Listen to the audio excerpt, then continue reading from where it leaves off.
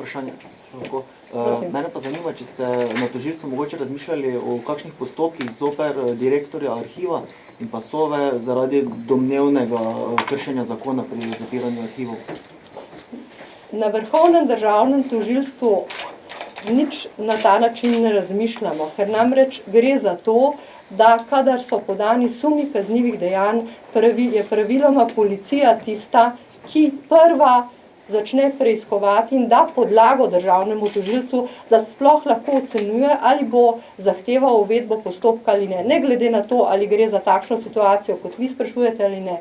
Na pamet nekaj naprej napovedovati in ocenjevati, da je v nekem izjavi, dejanju, da so podani znaki kaznivega dejanja, je neresno in neodgovorno. Mi to svoje delo opravljamo v okviru pravosodja napram policiji, napram sodišču. In napovedovati naprej, kaj bi lahko bilo v konkretni situaciji, res ni mogoče, še posebej, ker je delo, da neko konkretno dejansko stanje subsumiraš pod kazensko normo, zelo zahtevno delo. In tisti, ki na prvo žogo na pamet in prehitro deli takšne ocene, pravzaprav ne pozna tožilskega dela. Mali Begovič, če smem. Prosim. Samo, da se bomo prav razumeli. Torej, vi ste govorili o političnih pritiskih, citirali pa ste mnenje bivšega vrhovnega tožilca. Naj razumemo to, jaz sem govorila, politiko kot politični pritisk ali kako?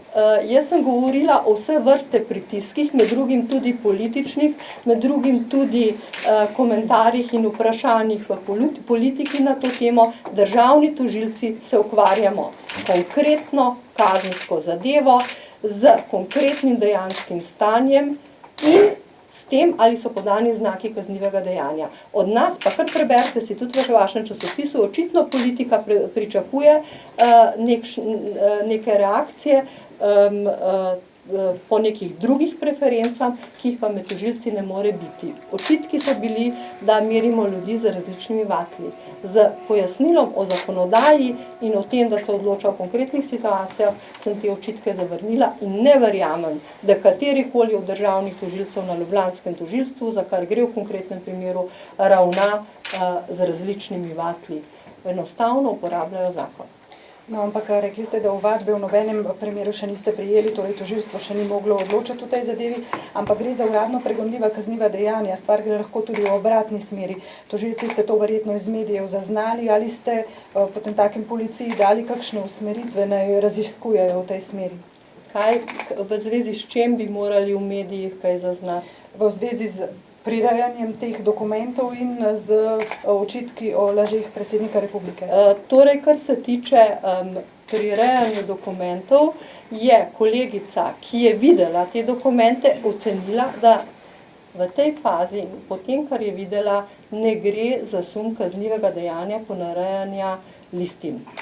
Zakon točno določa, kdaj je kaznivo dejanje podano. To je njena ocena.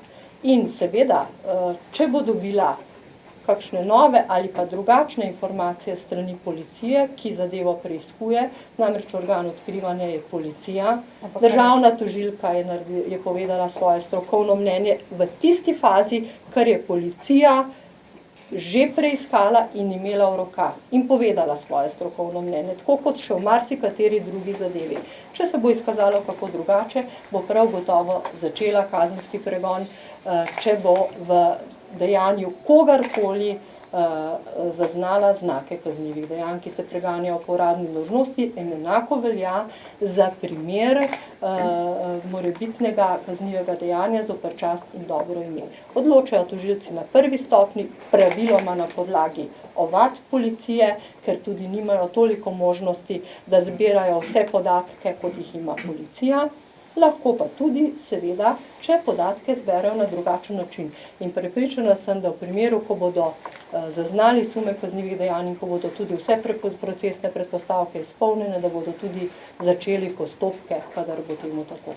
Ona je na podlagi tega, kar je videla, ocenila, da ni znakov kaznivega dejanja, je potem policiji dala kakšne konkretne usmeritve, kam lahko iščejo, če bi vendarle želeli To boste verjetno, tukaj ne gre za želje, ne? Tukaj gre samo za strokovno delo. Kar se tega tiče, boste verjetno lahko natančneje vprašali državno tožilko, čeprav nekako dvomim, da bi v tej fazi vsebinsko komentirala zadeve. Ona se je odzvala samo na strokovno mnenje, moje pojasnilo je šlo pa ministru. Jaz nisem o tem obveščala javnosti. Ministru, ker je minister to zahteval, da sporočimo, kaj je zadevo, in sem korektno sporočila na podlagi podatkov prve stopnje, kaj se je do zdaj dogajalo, in tudi korektno povedala, da tožilci o zadevi še na noben način niso odločili. Hvala lepa. Ja, pa Boštjan Veseličin, veste, kaj me zanima? Zanima me vaša vloga. So vas obveščali, kako poteka preiskava domnevnega prirejanja dokumentov? Ne. Ste se kaj posvetovali z Ne, tožilci me niso obveščali, šele ko je prišlo vprašanje ministra, sem zaprosila za njihovo za podatke na okrožnem državnem tožilstvu in jih dobila in jih posredovala ministru. A lahko samo nekaj, oprostite, kaj pa kot visok državni funkcionar, vendarle ste ena najvišjih funkcionark v državi, mislite osebno o takšnem dogodku?